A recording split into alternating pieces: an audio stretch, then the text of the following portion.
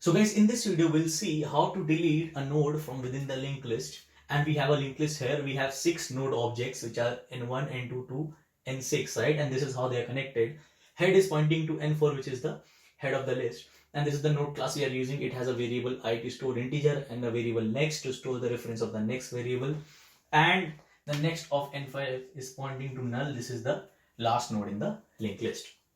And we have references to all these nodes. My point of saying this is I can use n2 to directly get this node's I value, which is 20, right? And so we have reference for all of the nodes. This is not the case that usually happens. You just have the head reference for a linked list, but I have kept all these references so that it is easier for you to understand what things are happening, right? And then we'll get rid of all these objects. We'll just have the head and we'll see how delete works in the code. Please do not forget to subscribe to this channel and click on the bell icon to receive all the latest updates. Okay, there are 3 possible delete operations in a linked list: in the front, from the back, and somewhere in between. Okay, so first thing is delete front. Okay, so how do you delete the front of the linked list? You simply say, I want to move from current head to the next of head. So next of head is pointing to n1. In our current context, there are 3 ways of saying this, right? You can either say head is equals to n1. You can say head is equals to n4 dot next, which is also pointing to n1, or you can simply say in the most general terms, head is equals to head dot next, and this is what is we should generally be using. You simply move on to the next node from the head. Okay, so now head is pointing to n1. If you want to disconnect n4 from n1, you can simply say n4.next is null. So n4.next will point to null now. Okay, I'm not disconnecting this node. So head is the starting point of a linked list. So our linked list is now h, n1, n6, n2, n3, and n5. Then the second delete operation you can have is delete rear. Okay, that is delete the end node. So you have to delete n5 so that n3's next is null. So a simple statement. Okay, for this delete rear, we are going to say n3 dot next is null. Okay, so n3's next was pointing to n5 and now it points to null.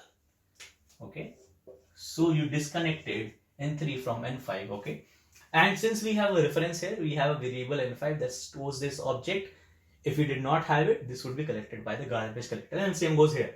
We have variable n4 that is storing this object. If n4 was not there, okay, if you just had the head, this would be collected by the garbage collector. Okay, so your current linked list is you lost n5, so you have till n3 only. So this is how you delete the last node. You just disconnect the second last node from the last node. Okay, the next operation is delete in between.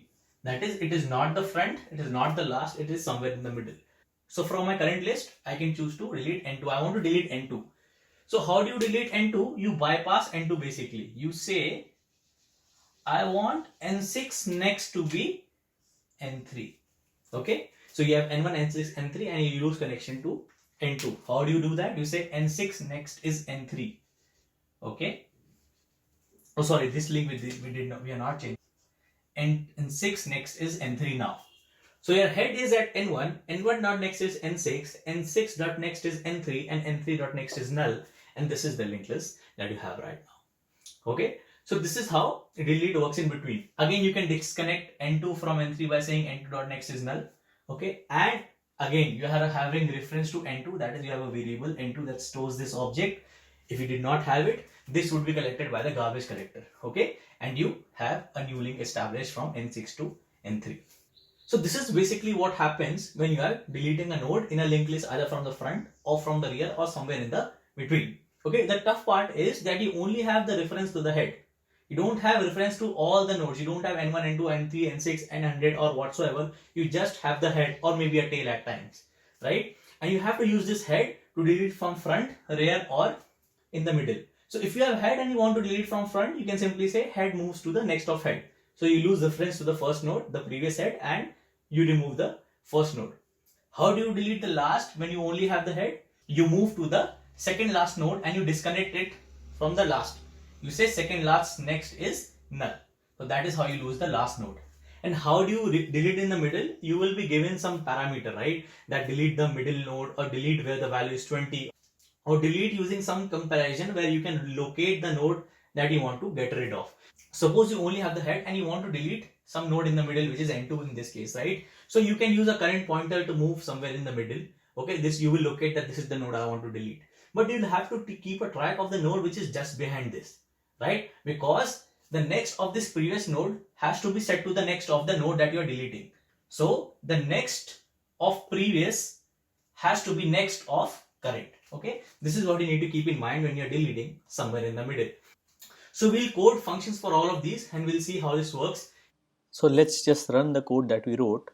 So we had 6 nodes and this is how they were connected: n4, n1, n6, n2, n3, n5, and the last next of n5 was null, and this is how we create the nodes and connect them in this way.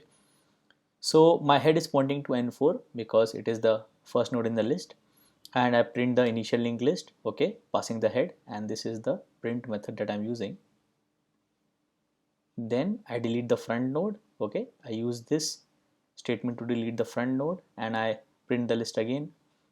Then I delete the last node. So I know in this case that my second last node is n3 and my last node is n5, so I set the next of n3 to null, which deletes the last node. That is, it disconnects the last node from this current linked list.